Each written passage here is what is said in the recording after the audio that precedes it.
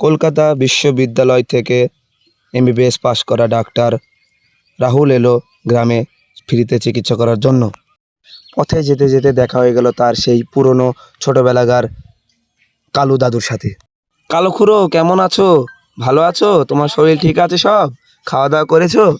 হ্যাঁ রে, ভালোই আছি।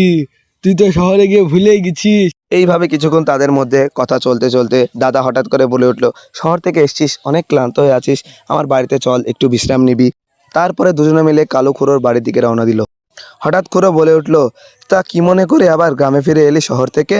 রাহুল বলল, আমি ফ্রিতে গরিব মানুষের চিকিৎসা করতে চাই খুড়ো। খুড়ো, গ্রামে কোনো হসপিটাল বা স্বাস্থ্যকেন্দ্র নেই?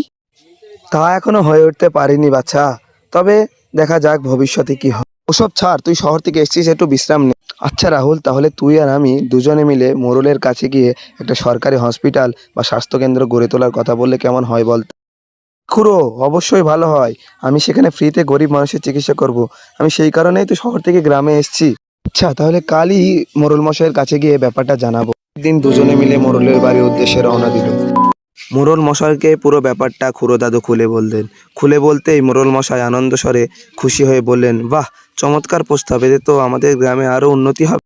কেউই আর আমাদের গ্রামে বিনা চিকিৎসায় মারা যাবে না।